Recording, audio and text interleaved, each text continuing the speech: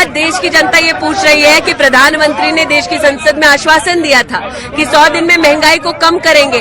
फिर बार बार करीबन 17 से 18 बार प्रधानमंत्री के कार्यालय ने और कांग्रेस की सरकार ने पेट्रोल और डीजल के दाम क्यों बढ़ाए हैं? हम चैलेंज करते हैं सरकार को कि पूरी तरह से रिफाइंड पेट्रोल दिल्ली में 34 रुपए से मिल सकता है।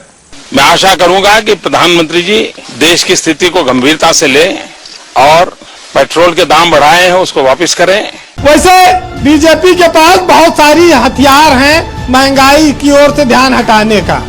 बीजेपी के पास एक कैसेट है, कॉपीराइट है उसका, वो परमानेंट बजता है और उसमें है कि पेट्रोल डीजल हमारे हाथ में नहीं है, रुपया अंतर्राष्ट्रीय कारणों से गिर रहा है, महंगाई बेरोजगारी के लिए कांग्रेस जिम्मेदार है, बाकी सारी समस्याएं नेहरू छोड़ गए हैं और फिर भी कोई दिक्कत हो तो पाकिस्तान चले जाओ। बेरोजगारी पर, महंगाई पर, इन सब की चीजों पर कौन बोलेगा जी? और ज्यादा बोलोगे तो कांग्रेसी से सवाल नेहरू जी देंगे जवाब।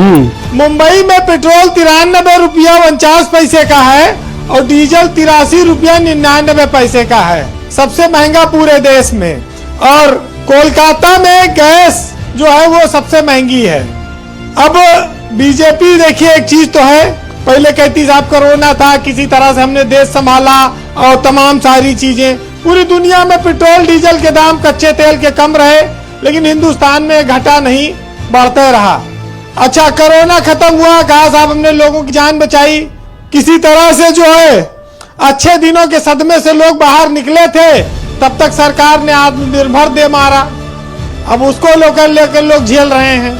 तो बड़ी सारी चीजें बीजेपी सरकार में हो रही हैं। भाई प्याज 50 रुपया से ऊपर चली गई है, गोभी का फूल भी 30 रुपया के नीचे अब कोई मिल नहीं रहा है, मशरूम का एक पैकेट लो छोटा वाला वो भी 60-70 रुपया मिलता है, आलू 70 रुपया तक गया ही, सिलेंडर महंगा हो गया।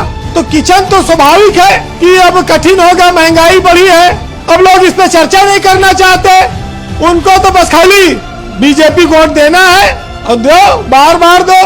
भाई बेरोजगारी पर, महंगाई पर, इन सब की चीजों पर कौन बोलेगा जी? और ज्यादा बोलोगे तो कांग्रेसी से सवाल नेहरू जी देंगे जवाब।